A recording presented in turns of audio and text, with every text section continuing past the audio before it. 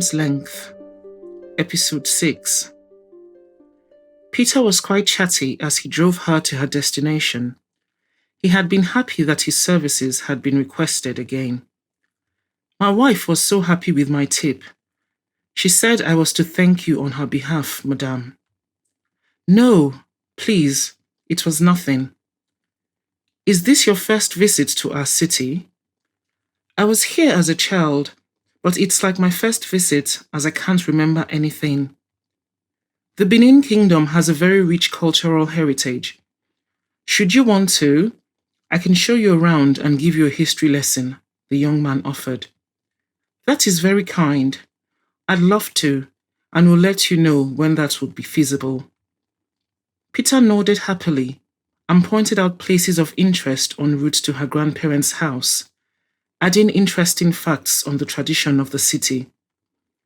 We are here, madame. That's number 17. Once again, Gabrielle alighted from the car, forgetting the pep talk Sandra had given her that morning, as she felt the figurative butterflies in her stomach move in all directions. She rang the doorbell, and a security guard opened and waited for her to identify herself. The bungalow was painted all white, and the garden had a lot of flowers, and she could tell someone took very good care of them. It reminded her of an English cottage. The security guard escorted her through a pathway and then knocked at the door. For a second, Gabrielle felt like she had lost the ability to breathe as she waited. The door was opened immediately by a woman who was the spitting image of the photographs that had been given to her the previous day. Her hair was shorter, and she was no longer as slim, but she was easy to recognize. She was not able to study her for more than an instant as she found herself grabbed and subsequently enveloped in a tight hug as the woman sobbed, unable to speak. Gabrielle thought that if she hadn't known that her mother had a twin, she would have believed that the woman preventing her from breathing was her. Tears were running down her face too, and looking on from beyond was the figure of an elderly woman. As if suddenly remembering that they were not alone, Elise let go of her, and she looked timidly at the other woman, not sure what to do. Gabrielle, you are so beautiful. The woman held out her arms and embraced her. This is your grandmother, Yvonne. Sadly, my dad, Jacques, passed away 2 years ago. He would have loved to have met you. We talked about you constantly. But let us look at you. Elise stood away and looked at her, wiping the tears from her eyes. Everyone was crying. Bad day to have worn mascara, Gabrielle thought, not wanting to know what she looked like, or if the waterproofing the packaging had promised was living up to its word. She had thought when the man had not been mentioned in the exchange of emails that he might not still be alive. The possibility had saddened her. Once again, she had been too late and lost another vital part of her life. Please, come in. I didn't sleep last night. I kept waking up to make sure that I hadn't dreamt that Elise had told me that you had responded to her email. We were unable to track you for so many years. It felt like you had disappeared into thin air. And then a few months ago, I think a friend of mine was raving about this wonderful designer, Gabrielle Ibrahim. I thought I was going to have a heart attack. It was too much of a coincidence. And Elise did an online search in which we found out that you were trained in London and so successful. So, tell us, was Sophie with you in London? Where is she now? Why did she not come with you? Her grandmother held her hands, looking into her eyes, the hope palpable. No, I came hoping you would have news about my mother. On hearing her answer, the older woman let out a wail and started sobbing as her aunt held her, tears running down her face. She's dead, Elise. I tell you that Sophie would not walk away from her family, from Gabrielle, if she wasn't dead. Maybe Andrew killed her like we suspected. They might have argued and he lost his temper. That thought has plagued me through the years. I had put so much hope on this meeting. My father did no such thing. Gabrielle got up, protesting in anger. Look, this is the letter she wrote. He got home and found her gone, having left this note. Yes, he lied to me, and that has been very hard to understand. I'm still trying to, but he is not a murderer. Let's all calm down. How well do you know your father? Sometimes people do things we would never expect them to. We know our Sophie. She would never have done what it says in this note. We saw each other every week, and she called us every night to talk to her father and I. There is no way she would have remained silent for 27 years. I had convinced myself all these years that... The voice of the woman broke, and she tried to steady herself as Elise took the note from her. Maman, this is her handwriting. That we can't deny. She had a particular way of writing her F's and G's. Look at it. The woman took the note from her and studied it. She got up and left the room, bringing back several documents with her and spread them on the table. They seemed to be letters her mother had written at some point. Gabrielle longed to read them, but she stood aside, giving them their space. From where she was standing, the writing looked identical. We haven't seen the original in all this time, but Papa took the matter to the police. He has a friend that was a high-ranking officer, and he reported the disappearance, not believing this note. Your father was furious when he was called in and investigated, but to be fair, he was cleared of suspicion. All his movements were accounted for. The note was validated by an expert, and after that, he warned us to stay away from you both and moved away suddenly, without telling us. We had hoped... Maman, give me the note. You know an expert examined it then. Comparing it to her handwriting now won't make a difference. Please, don't torment yourself any further. She took the paper gently from her and read it again, suddenly letting out a gasp. Gabrielle looked at her, but Elise composed herself, going over to hold her mother, who was still crying. The woman appeared to be in her early 80s and on the heavy side, her short afro hair almost completely white. She wished that she had met them in better circumstances. I am sorry. Perhaps I should leave. It seems my visit has upset you both.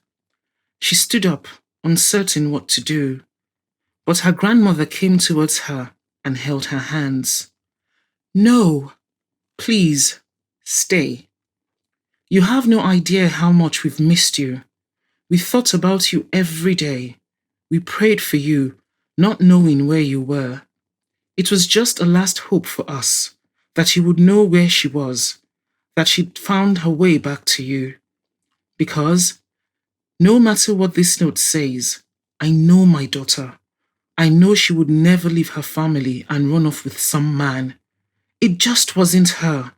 So I know that she is not alive in my heart. I know something happened to her to keep her from us. I won't upset you anymore with my suspicions. It is a blessing to have found you again. We have recovered a very important part of our family today. And just look at you. Beautiful. And you have 2 cousins from me. I got married after your mother left. One is studying in France, and the other in the UK. They'll be thrilled to meet you. I talk to them about Sophie often, and we tell them how proud we are of what you've become, Elise added. Gabrielle smiled shyly, and her grandmother led her back to the sofa. They all sat down, and she told them what had been of her life all those years. They told her that since Jacques' retirement, for health reasons, they spent half the year in France. Now that he was no longer with them, She still went as they had a home and family there. Ah, you know, I can't stay away from Nigeria. I learned how to cook French dishes because Jacques did not adapt well to our traditional soups and spices. I didn't know what you liked and made coq au vin. It's a very popular chicken dish, and I made it in his honor, so he can somehow be present today. I know it well and love it. That would be lovely. Thank you. Where are you staying? Her aunt asked. In a hotel. It's quite nice, actually. It was recommended by a friend and a hotel? No, no, no. Please, come and stay with me. It would be a pleasure to have you. How can we get to know you if you live in a hotel? No, please. This house is too big for me. You will have your own room here with an ensuite bathroom, freshly cooked meals. Sold! You got me at fresh meals. I'm not a great cook, but I love eating. Just like me, as you can see, the older woman said as she patted her round figure, making everyone laugh. Oh, I am so happy you agreed to my proposal. She clapped her hands gleefully, and Gabrielle was glad of the change of mood until she heard what followed. I'm going to teach you how to cook properly. No granddaughter of mine should claim with pride not to be anything short of a whiz in the kitchen.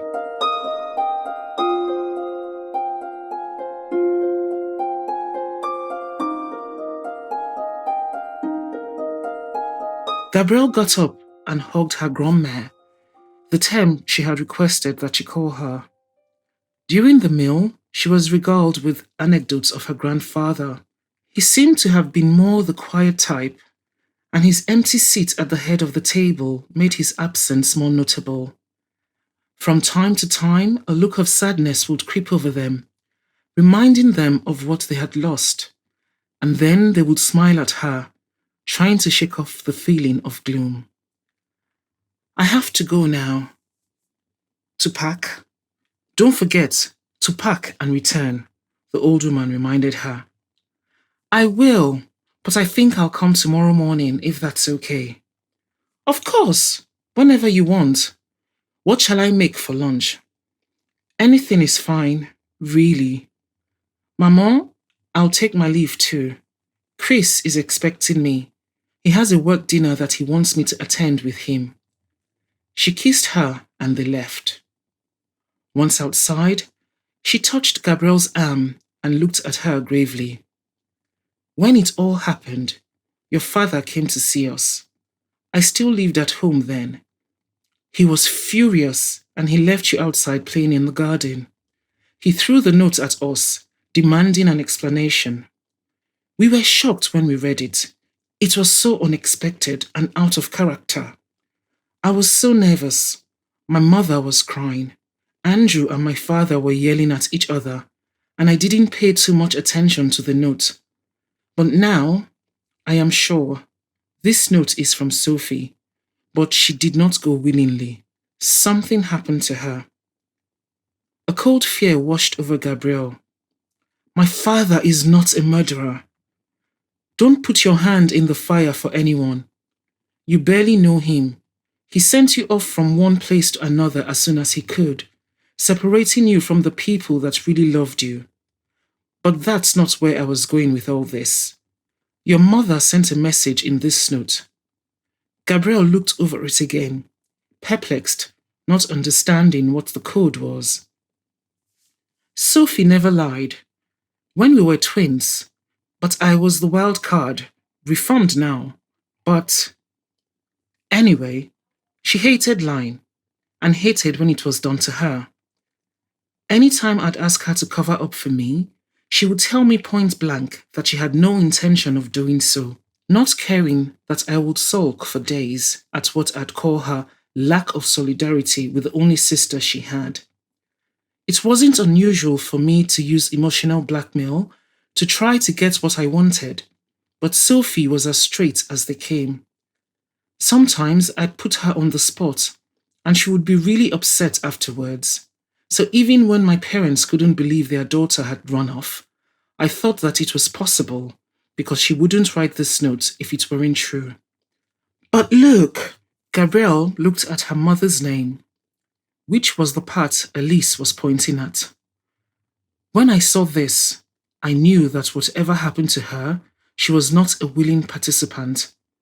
In France, everybody called her Sophie, but whenever she was here, a lot of people called her Sophia, and she hated it. For some reason, don't ask me why, it drove her crazy. And I remember all the time she spent correcting people, even teachers in school. But what she never, ever did was sign her name the wrong way. Look! She signed Sophia. Gabrielle said, staring at the name. Yes, and she knew I would know. Andrew knew too. So either, like my parents, he didn't notice, or this could just be a coincidence. She could have been in a hurry, or no, I tell you, ask your father.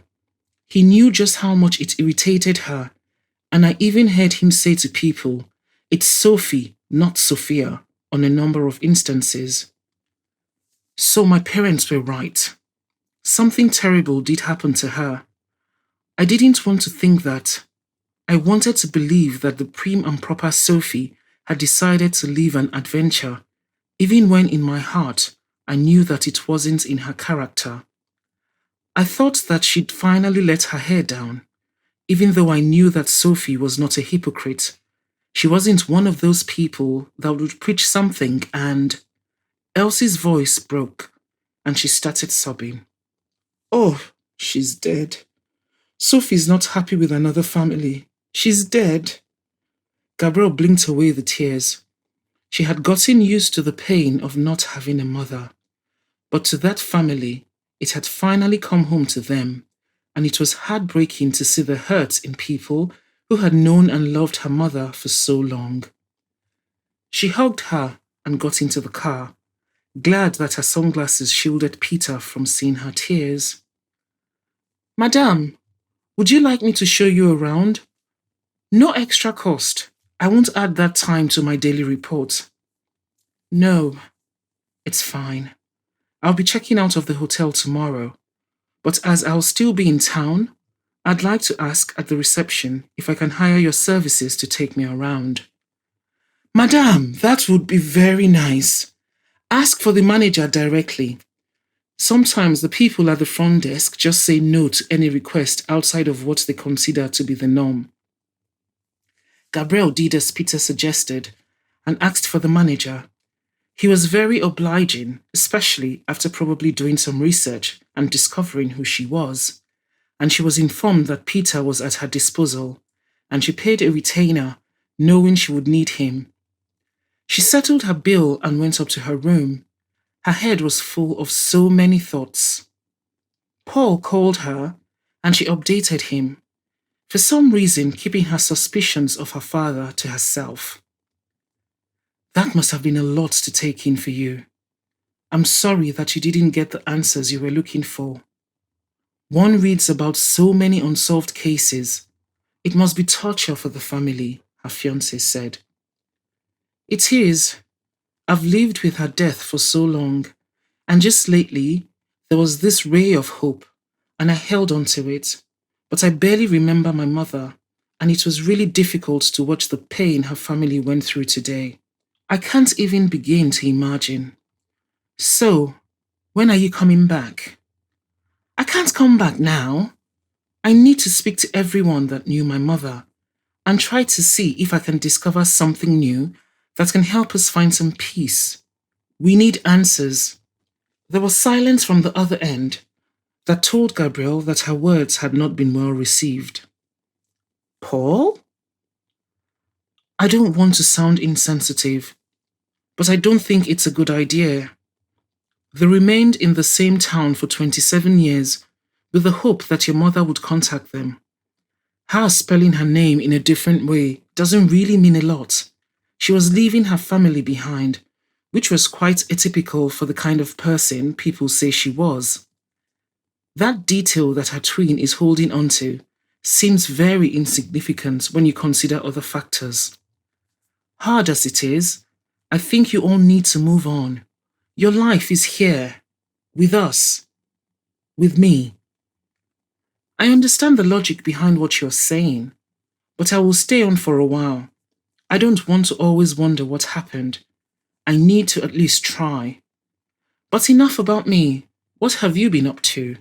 They chatted for a while about mundane things, and afterwards, Gabrielle sent a message to her father to ask how he was. Sandra and Alex called almost at the same time, so she set up a conference call with them and told them what had happened. I don't know. I guess talking to Paul has made me try to look at it from a more critical standpoint, putting emotions aside. I just can't bring myself to walk away. Am I crazy or reading too much into everything? Gabrielle asked Sandra and Alex. No, you are not. You're doing the right thing. I've been your friend for a long time, and you hardly ever talk about your life, but it felt like you were always searching for something. I think you need to give this your all, and when you walk away, you will do so with the certainty that you could not have done anything more. Alex? I don't think anyone should tell you what to do. None of us has to live with your pain or that of your family. But if I had to give an opinion, well, you're there already, so I would investigate. Also, angry as you were with your father, I think you want to clear his name of suspicion. I do. I really do. They are right. I barely know him. And I know that you could read the situation in a different light, that he killed my mother, and before he did, forced her to write that letter, and then took off with me the moment he had the chance. I know a lot of murderers don't have a sign on their foreheads warning their innocent victims, but I don't believe my father is a killer. Right. So we've established that you're staying, and we're going to help you in any way we can. What are your plans? We'll need a course of action, Sandra said. Well, I have to speak to my aunt again and get as many details as I can from her. Find out which people were close to my mother. Who could have a motive for making her disappear? My mother was a teacher, so why was I in school and she was home that day? Who knew that she would be home? I'll have to speak to Angela Oko again. She gave me the phone number of her sister that was staying with her the week my mother disappeared. She now lives in Lagos. I'll go and see her, Sandra cut her off enthusiastically. Fine. I'll call her later to let her know you'll be doing so. But please be tactful. She's not a suspect. When am I not tactful? I am tact personified, Sandra replied indignantly. I mean, don't treat her like you would a hostile witness. I've seen you in court and have on occasion sympathized with a witness you cross-examined that you felt was holding something. Remember, they think my mother died. They suspect no foul play. That's because I'm very good at my job. But don't worry, I'll treat this person with kid gloves, like I was holding a very expensive work of art. But if it makes you feel any better, if Alex is free and agrees to let me do the talking, he can come along. It would, but it's up to you, Alex. Don't feel like you have to at all. Glad to be of help. Sandra, let me know.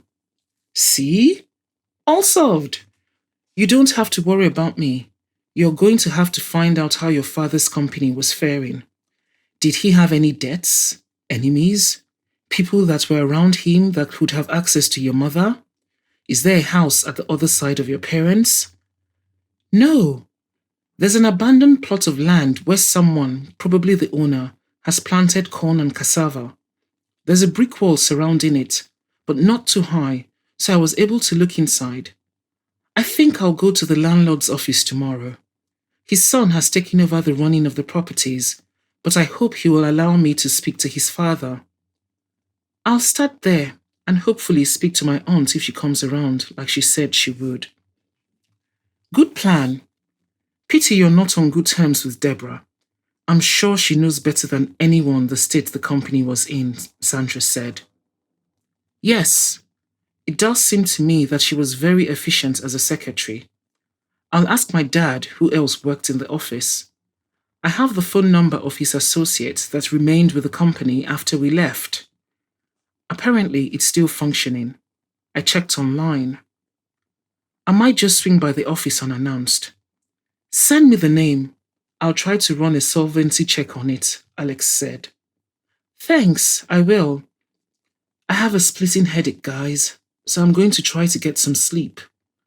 Thank you so much for your help, and especially for your encouragement. They said their goodbyes as Gabrielle leaned back on the bed and closed her eyes. She needed to be fresh for what lay ahead. It would not be an easy task, chasing past memories.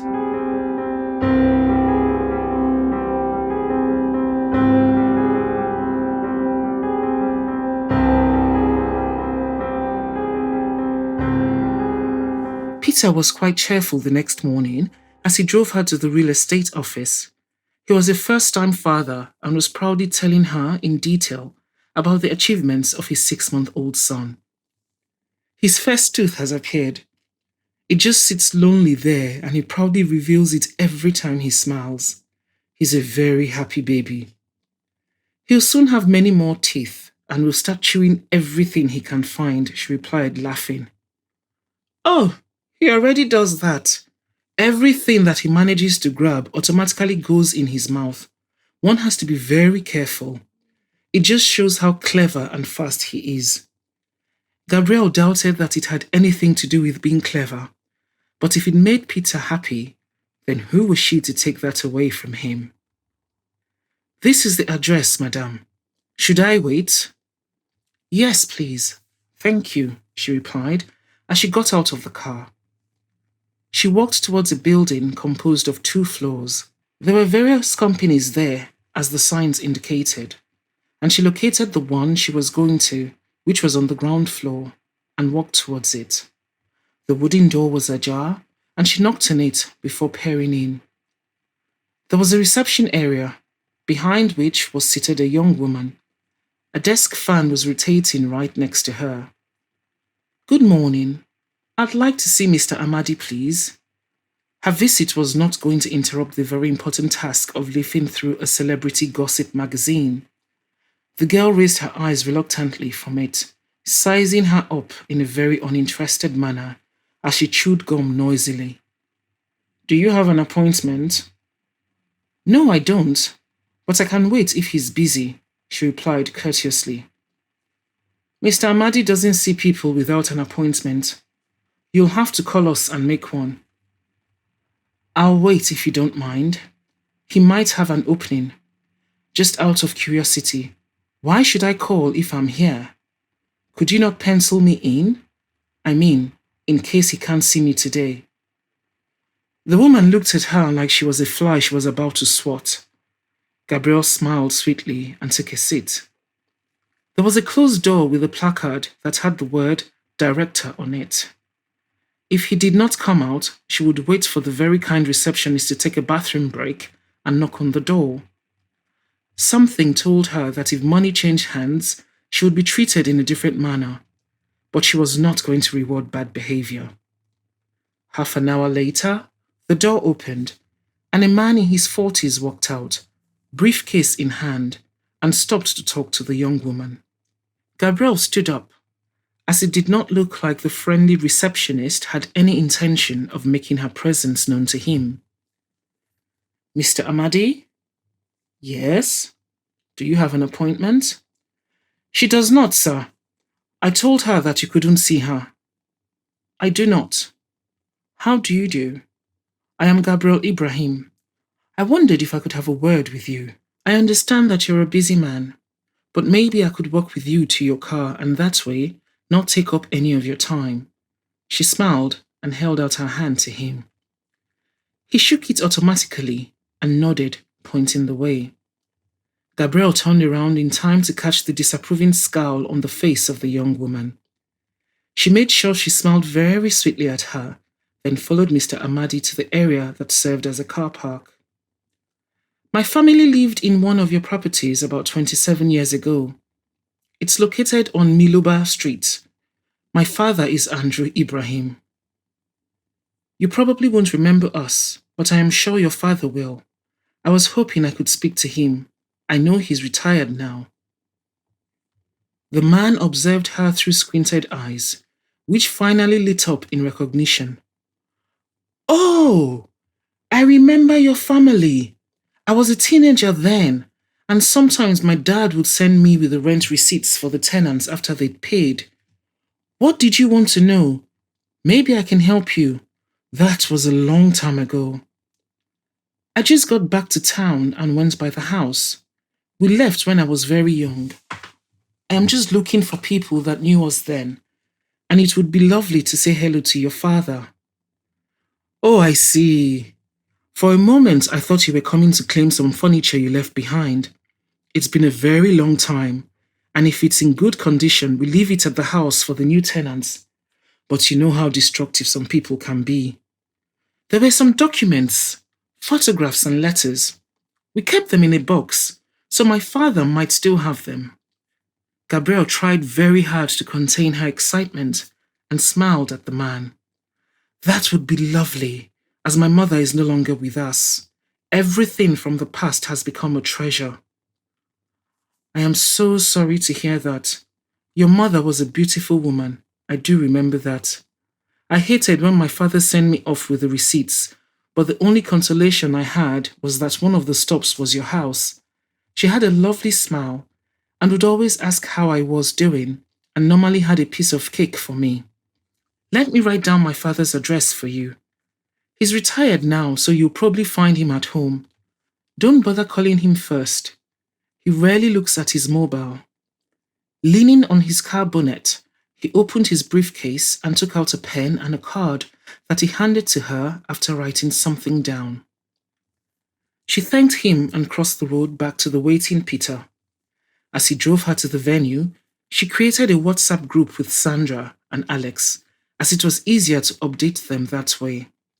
She did not want to have long phone calls at her grandmother's house. There was no need for her to get wind of the investigation. "Hello guys, I'm on my way to our former landlord's house. I got the address from his son. Guess what? There's a box of personal things that we left behind in the house. Fingers crossed they haven't thrown them out." "Wow, that has been a productive morning. We've had another court session. Well, it's not over yet. We were given a short recess, but I think I'll be able to get my client off without jail time.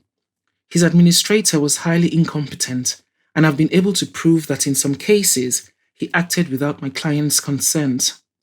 You need to have seen how I destroyed him on the stand," Sandra replied. "Sandra, I'm beginning to see why Gabrielle had doubts about leaving you alone to question Angela's sister. Let us know how it goes. About to start a meeting," Alex typed. "Will do. Bye guys," Gabrielle sent a final message and kept her phone in her bag. She looked around her as Peter drove her to a different part of the city and turned onto a sandy street. It was difficult to tell by the state of it if it had ever been tarred. There were some big potholes that lifted her up involuntarily with the car, though Peter tried to drive slowly. He stopped before a rusty gate, trying to discern if the numbers corresponded to the house they were looking for. "Madame, I think it's here. It has to be number 7, as we drove past the other numbers." She thanked him and asked that he wait for her as she knocked at the gate. The sharp sound of dogs barking made her take a step back, wondering if said animals were tied or not. The voice of a woman from the other side asked who she was, and she shouted out her answer. "Good morning, madame. I'm here to see Chief Amadi. I went by the office and his son said I could find him at home." The gate was opened and she was confronted with the suspicious-looking face of a plump, middle-aged woman who did not open it wide enough to let her through. "What do you want him for?" She eyed her distrustfully, and it took a moment for Gabrielle to understand that the other woman was sizing her up like she would a rival. "Oh, my family were tenants of his a long time ago, and Osaitin says that Chief Amadi kept a box with some things we left behind when we moved. I came to see if I could have them back and say hello to him, if he remembers us.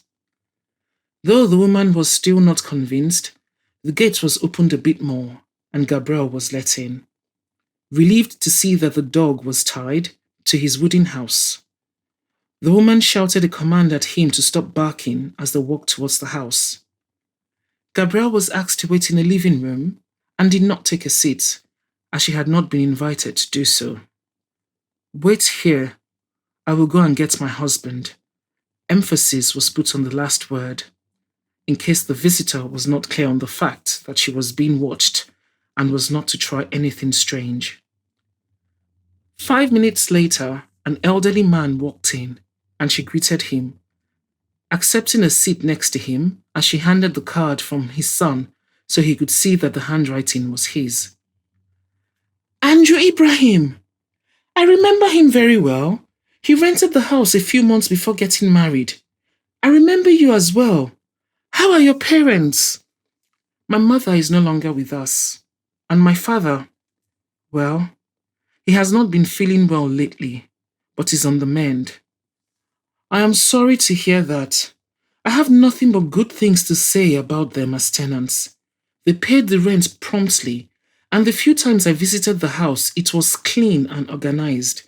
I was sorry to see them go, and so unexpectedly.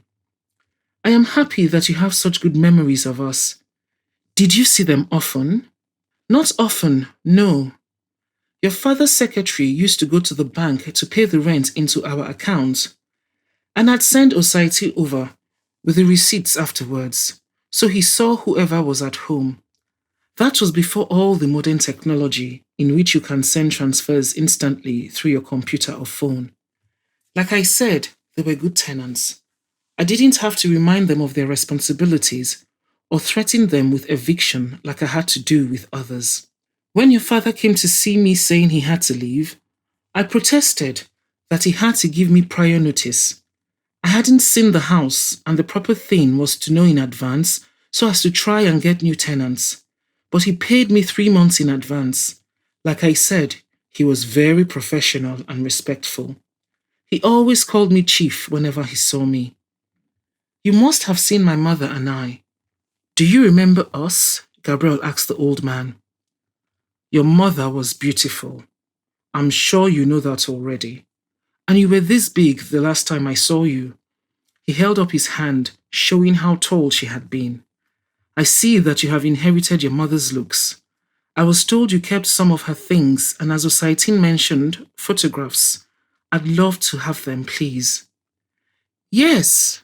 I wasn't able to go by the house until a week after you all left, and I saw that it was furnished. Your father had said that he'd leave some furniture behind that I could keep if it helped rent the house. To my surprise, even the TV was there. Kitchen appliances. It felt like you'd only packed clothes and personal belongings. We had to clear things away, and there were letters and photographs that had been left behind, among other things that with time we threw away.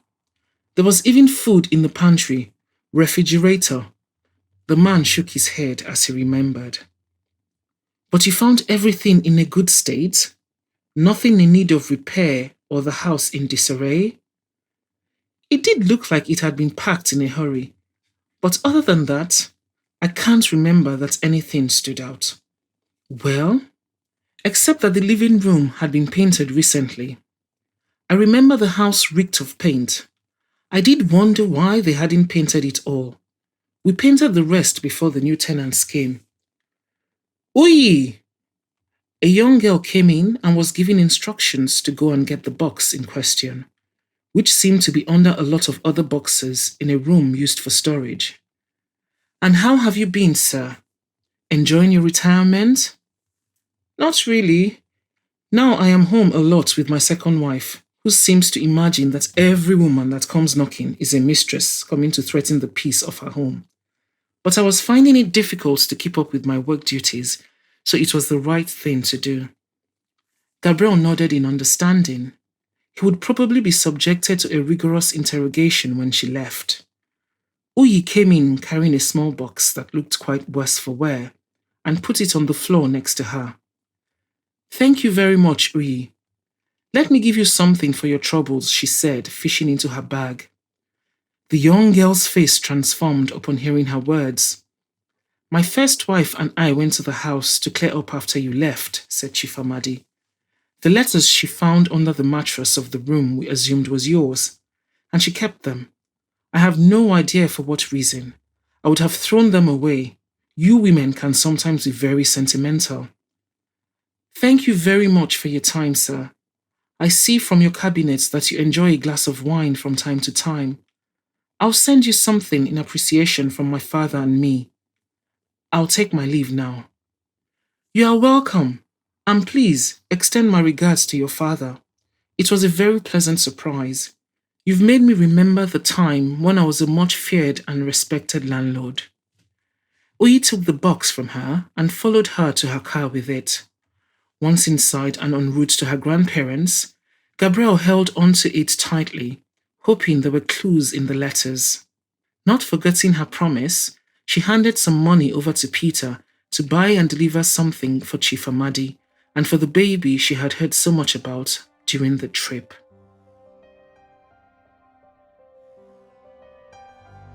To stay up to date with my latest episodes, make sure to subscribe to this YouTube channel by clicking the subscribe button and hit the bell for notifications.